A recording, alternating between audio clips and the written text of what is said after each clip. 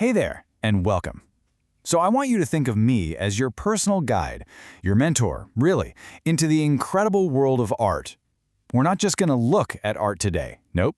We're going to learn how to actually see it, like really see it. Sound good? Okay, let's dive in. You know, this quote, it's really at the core of everything we're going to talk about. Art's not just some static thing on a wall, right? It's asking something of us. It's an invitation to just stop, to be still for a second, and to really look at what's in front of us, but with fresh eyes. It's all about learning to see the way an artist sees.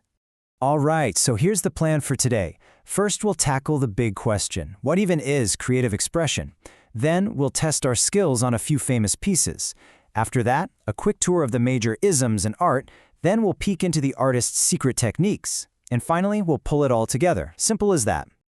Okay, let's start with the basics. Before we get into any of the nitty-gritty, the names, the dates, all that stuff, we have to understand the fundamental why. I mean, why do we even make art in the first place? What is this thing we call creative expression? And you know, the way our source material puts it is just perfect. Creative expression. It's so much more than just making pretty pictures. It's this deep human impulse that points us toward new ideas, new ways of seeing things, even new ways of solving problems.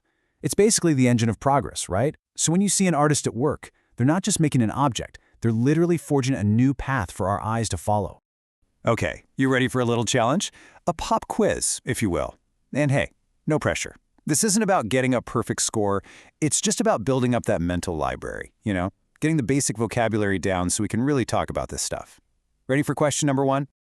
Oh yeah, you know this one. I guarantee it. That iconic, haunting figure, just pure anguish under that swirling blood-red sky. It's an image that's burned into our collective brains. But the question is, who painted it?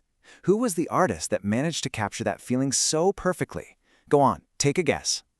And there's a good reason this is the very first question in our source material today. It's a cornerstone piece. If you want to understand modern art, you kind of have to know this one. It's a major touchstone.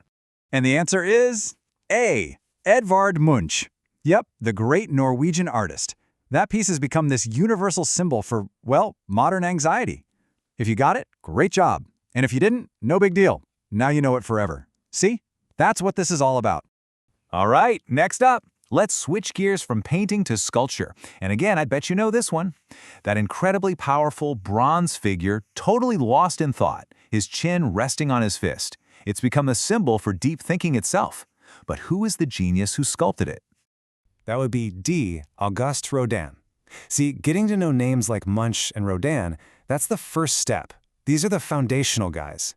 Once you know them, you can start to build a kind of map of the art world in your head. It all starts to connect. Okay, let's try one that's a little more specific.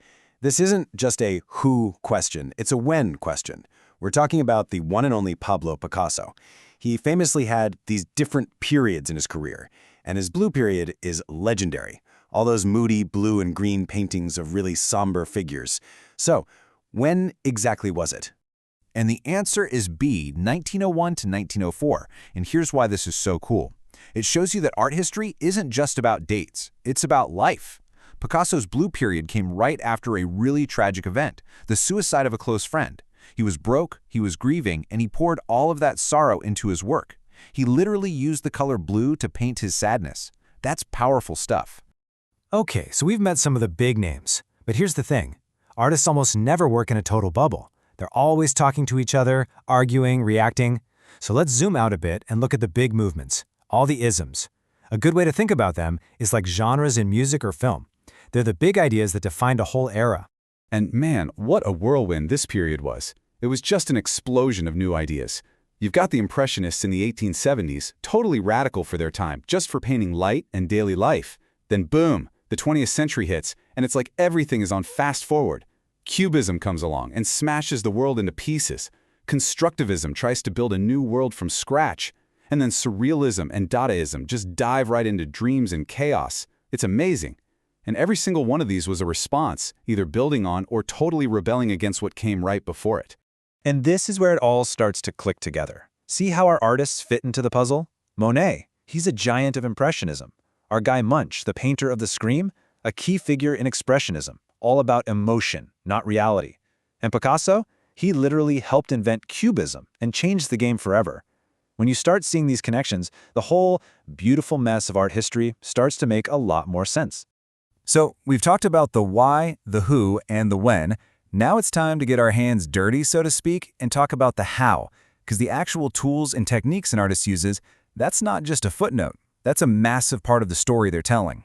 Let's break down some of this lingo, because it can sound kind of intimidating. So a burr, it's not something that sticks to your socks. In etching, it's this tiny, rough edge of metal that holds ink and gives the line this amazing velvety look. Terracotta, that's just a fancy word for baked earth, this beautiful, warm clay used for sculpture. And fresco, that's the incredible method of painting on wet plaster. So the painting literally becomes one with the wall. The big idea here is that the material itself speaks. Choosing to use terracotta instead of, say, cold marble completely changes the feeling of a sculpture. The medium is the message. Wow, okay. We have covered a ton of ground. From the big philosophical ideas all the way down to the nitty-gritty of how art is made. So let's bring it all home. Let's go back to that very first idea we talked about, seeing with new eyes. Look, that little quiz we did was fun, right? And knowing those facts is great. It's a foundation. But I gotta be honest, that's not the point.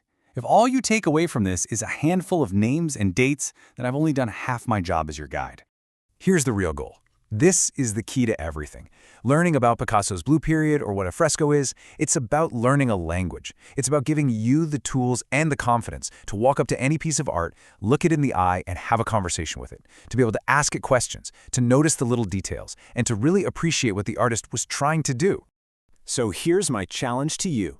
The next time you're in a museum or even just looking at a picture online, try to shift your focus. Don't just plain name that artist. Get closer.